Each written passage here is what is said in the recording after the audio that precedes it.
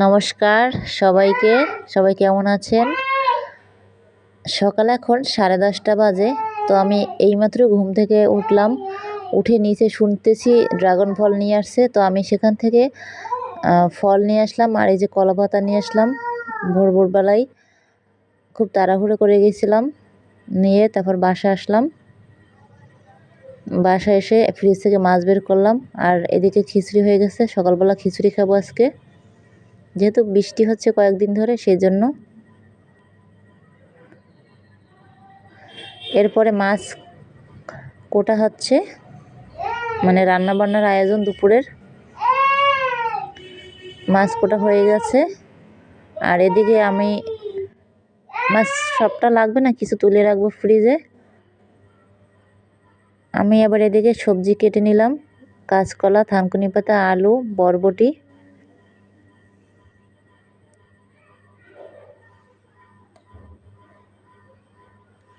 মা আবার মাছটাকে রান্না করবে, ভালো করে মেখে নিচ্ছে।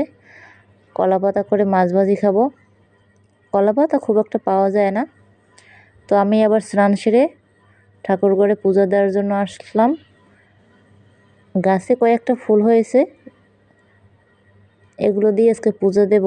মাঝে মাঝে বাইরে যাই নিচে ফুল আনতে, কিন্তু এখন বৃষ্টি, সেখানে জল, সেই জন্য যাব না। আজকে হচ্ছে সোমবার, সেই জন্য একটু শিবের পূজা আছে, শিবের মাথায় জল ঢালতে হবে। বেলপাতা আগের দিন এনেছিলাম। আমি ঠাকুর ঘরে চলে এলাম। ওং নমঃ শিবায়, ওং নমঃ শিবায়, ওং নমঃ শিবায়। শিবকে স্নান করিয়ে তারপর বেলপাতা ফুল দিয়ে পুজো দিলাম সুন্দর করে। আমি প্রত্যেক সোমবারই শিবের পুজো দেওয়ার চেষ্টা করি বাসায় থাকলে।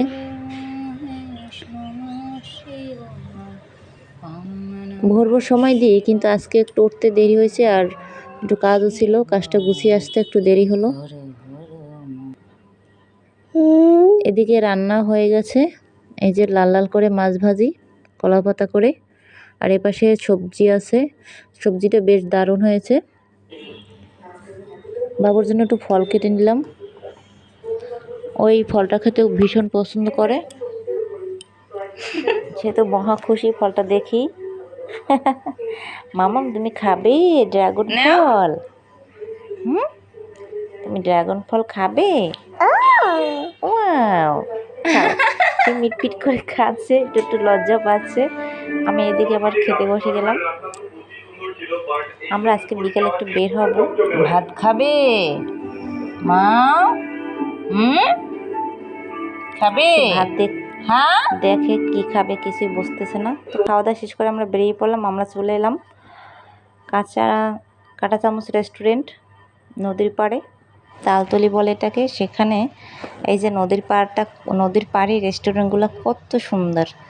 একদিকে নদী আর একদিকে সুন্দর সুন্দর রেস্টুরেন্ট। আর এখানে খাওয়া দাওয়াগুলো, মানে খাবার দাবারের মানও ভীষণ ভালো। জায়গাটা আমার একটা স্মৃতিময় জায়গা এই রেস্টুরেন্টে। বিশেষ করে এখানে আমার বাবুর গত বছর, মানে ওর প্রথম জন্মদিনটা পালন করেছিলাম। আর এই হচ্ছে আমি। এখানে এসে তো আমার মনটা ভীষণ ভীষণ খুশি হয়ে গেল। এখানে আসার কয়দিন ধরে ভাবছি আসবো, বৃষ্টির কারণে আসা পড়েনি। তো আজকে হঠাৎ করে চলে এলাম। জায়গাটা দেখো কত সুন্দর, ইচ্ছে করে সারাদিন বসে থাকি। আর এত সুন্দর হাওয়া দিচ্ছে এখান থেকে, খুবই ভালো লাগে। হ্যাঁ, তো আমরা সারা বাড়ি ঘুরে দেখলাম। আর জানেন, এখানে আসার পরে মনটা এত ভালো হয়, মনে হয় কি জানি, একটা আলাদাই একটা আনন্দ পাওয়া যায় এখানে আসলে। আমি অন্য জায়গায় ঘুরেছি, কিন্তু বেশ খানিকটা দূরে, আমার বাসা থেকে আসতে অনেক সময় লাগে। আর যদি কাছাকাছি হতো তাহলে তো মাঝে মাঝে এসেই পড়তাম। অনেক লোকজন আছে, আমরা একটু হাঁটাহাঁটি করে দেখছিলাম। এটার নাম হচ্ছে শ্বশুরবাড়ি রেস্টুরেন্ট, আর পাশে নদী। এখানে আমরা কিছু খেয়ে নিয়ে কিছু ছবি তুললাম। বাবু যে দাঁড়িয়ে আছে, বাবুর ছবি, তারপর আমাদের ছবি। অনেক বাতাস, সেজন্য এরকম হয়েছে। আর সন্ধ্যাও হয়ে গেল। এরপরে আমরা আরও বেশি কিছু সময় এখানে থাকবো, তারপর যাব। সন্ধ্যার আগে কিছু ছবি তুলে নিলাম এখান থেকে। কেমন লাগছে সবাই অবশ্যই জানাবেন। ভিডিওটা ভালো লাগে অবশ্যই সাবস্ক্রাইব করবেন আর কমেন্ট করে জানাবেন। রাত হয়ে গেল, রাতের কিছু ছবি ছিল ওখানে। অবশ্য দিনের বেলা যতটা ভালো লাগে রাত্রেবেলা আরও বেশি ভালো লাগে। আর এখানে আমরা কিছু খেয়েছিলাম, মানে দোলনায় দুলতে দুলতে রেস্টুরেন্টটা আমার খুব ভালোই লেগেছিল। মানে দোলনায় দোল খাচ্ছিলাম আর খাচ্ছিলাম। এই যে দোলনা আছে পাশে, আবার এখানে চেয়ার দেওয়া, সেখানে ছবি তুললাম আমি কয়েকটা। মানে সবই স্মৃতি হিসাবে থাকবে, সেজন্য তো আমরা এক এক করে সবাই এখান দিয়ে কিছু না কিছু ছবি তুলে নিলাম। তো ভালোই লাগছিল সেদিনটা।